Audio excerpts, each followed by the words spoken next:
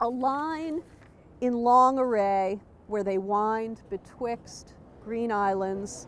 They take a serpentine course, their arms flash in the sun. Hark to the musical clank.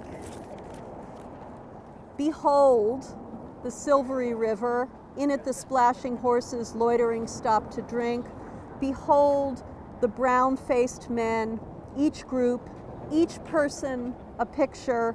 The negligent rest on the saddles. Some emerge on the opposite bank. Others are just entering the ford while scarlet and blue and snowy white, the garden flags flutter gaily in the wind. Something different seems to be going on in Cavalry crossing a ford, and it's, you know, if we look back at this Saint Gaudens statue, there's much to say about it. But one of the things it represents is it in the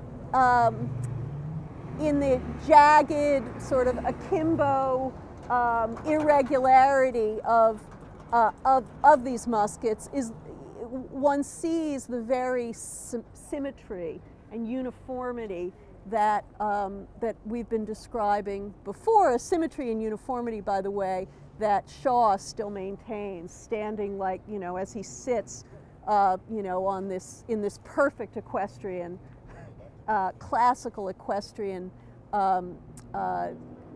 representation. But we can see a more almost cinematic, it looks real life, realist asymmetry about these soldiers, and I'm wondering if they may perhaps help us look at cavalry crossing a ford. Why is this crossing of the ford worth capturing? They're individuals, and the thing that unites them is the constancy of the flag. Like, that's a representation of their purpose. You know, how they're all out in the wilderness together, but they're separate, you know, individuals, I guess. I think, Jake, you're getting at so many of the important elements here. That they're out in nature together, I think, is not at all insignificant, and that they negligent rest on their saddles. I mean, what is war really? It's a lot of waiting around, as generals will say. There's, you know, it's a lot of boredom and a lot of waiting around. There's all this time before battle, after battle, between battle, for people who never see battle at all.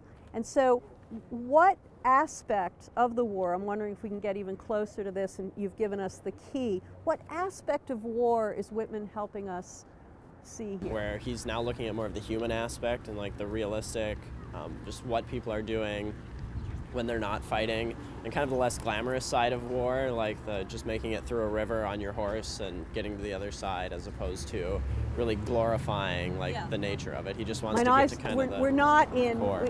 If your eyes are seeing the glory of the coming of the Lord, they're not seeing it at that moment, right? at that moment, what you're probably seeing is the beauty of the day, right? And there is this, there's a kind of beautiful expansiveness about these men and their horses, right? An expansiveness of a kind of animal life in the outdoors that allows for the most exquisite kind of relaxation, right? You know, one of the reasons Whitman seems to be suggesting, one of the reasons men go to war is to be out in the land.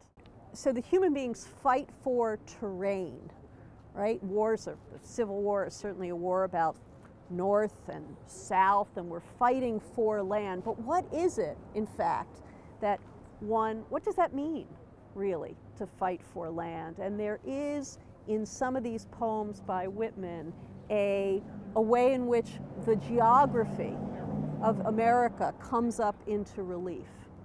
And, some emerge on the opposite bank, others are just entering the ford while. That while reminds me so much of a much later poet, William Carlos Williams, and one sees here the proto-modernist poet Williams admired, who's able to show us how any scene is composed of quite disparate